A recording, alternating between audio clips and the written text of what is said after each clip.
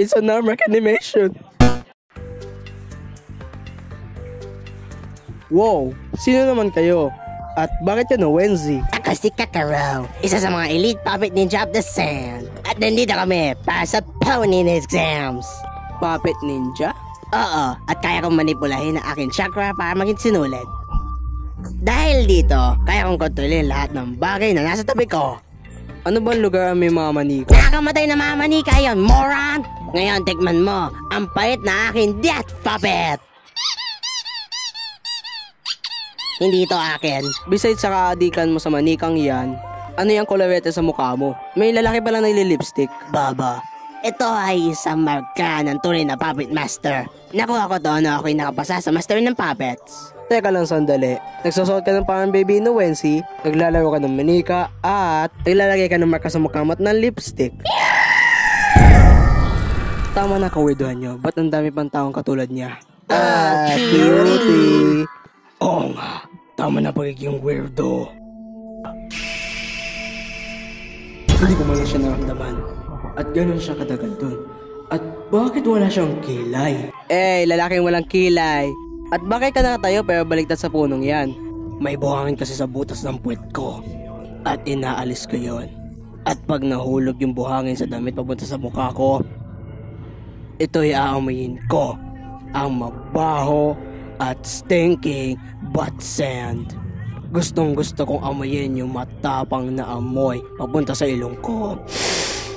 Oh! Baliw na tong lalaking to. Oh my God, bakit?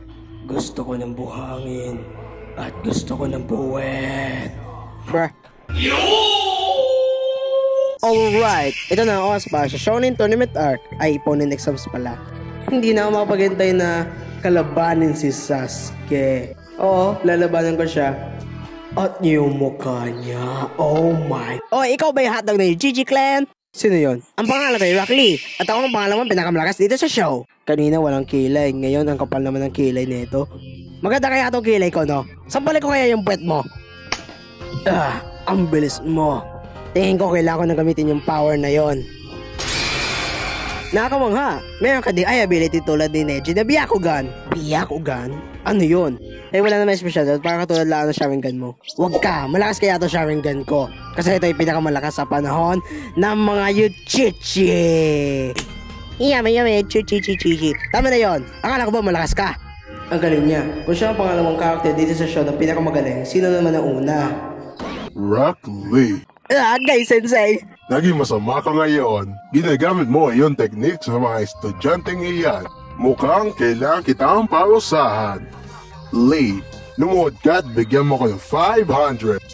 Wow, ibig sabihin ba nun 500 push-ups? Hindi ganun. Ba, kayong tatlo, mukhang kayo ang estudyante ni Kakashi. Ako pala si Might Guy, ang pinakamalakas na character sa show. Pwede nga, mas malakas pa kay Kakashi. When later on na nag-invade yung mga ninjang alien, pero wag na natin yung pag-usapan. Alright, Lee, let's start your punishment. Alright, makinig kayo. Ito exam na kukunin nyo, sobrang hirap. Pag kayo ng daya, babagsak kayo. So huwag kayo mandaya. Byakugan! Sendai! Bubuyog! Bulong ng aso! Sharingan! Time's up! Alam ko na ng daya kayo! Alam mo na ng daya kami? Paano? Paano? Yung babae yan ay gumagamit ng salamin para makakuha ng sagot. At yung lalaki niya ay kinakausap niya kanyang aso. At ang lalaking to ay may lumulutang na mata para makakuha ng sagot. At kung sino man yung mga nandaya, nakapasa kayo. Kasi ang pagdadaya ang ating ninja way. Kahit ang mga boboy pasa. Yippee! Yeah! Ang pangalawa ng third exam. Kaya natin to. Tayo tatlo ay isang 12-year-old na naglalakbay sa gubat para makain, mamatay, at makakita ng higanting ahas. At si Kapal Kili at walang kilay, inaantay ako at kakainin nila aking puwet. May nagsabi ba na kumakain ng puwet? Oh, come on! How many fish are gonna meet today? Napakasama mo naman sa akin, Sasuke. Tingnan mo yung iyo, silly. At sexy Sharingan, ikaw na bata ka? Diyos ko po, yung mukha niya binibigyan ako ng GB-GBs. Hindi ako makagalaw. Mama. Halika ngayon, baby cakes. Hotdog, gumalaw ka!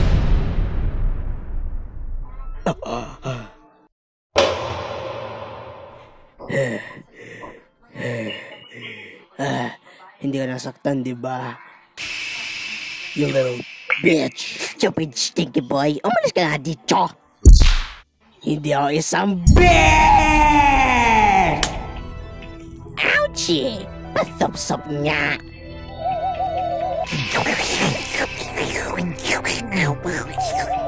Yuck! Kadirit! Ano bang sabon ang ginagamit mo? Yuck! Hindi ako naligo. Ang putok ang nagpapalakas sa akin. Ew! Yuck! Oh, yo! That's the good stuff! Okay mga bata, ito na ang part na hinihintay natin. Meron tayong mga 12-year-old na maglalaban-laban. Sa wakas! Bagong magandang laban, ito muna ang mga nakaraan laban nila. She wins, who cares? She wins. Okay, it's time for the big bout. The Clash of Kahudas. Rock Lee versus Gora. Begin! Kapal kilay versus walang kilay. Mukhang maganda to. Pakinig ka, mga hawak ng puwet. Ako mananalo sa labay ito, tandaan mo yan. Oy, walang kilay. Nakinig mo ba sinabi ko? Giyap!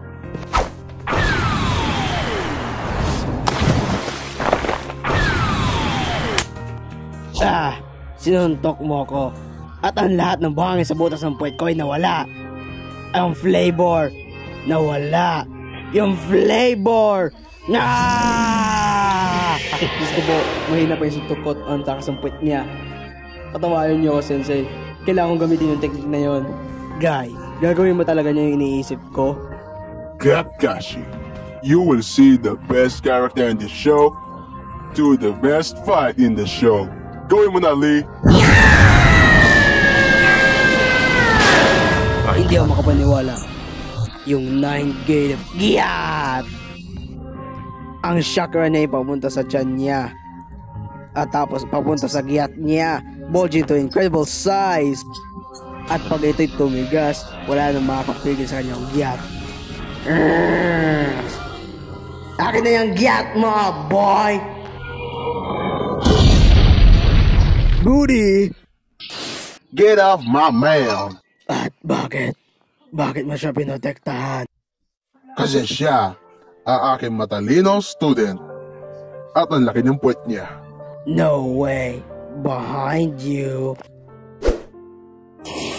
Uy, okay lang yan. Hindi mo na kailangang... Oh, uy. Ang paghawak sa night gate giyat ay nag-stay sa euphoria. Even with unconscious, na bakla na ang aking estudyante si Lee. Lee! Oh. Ano ba kagaguhan to?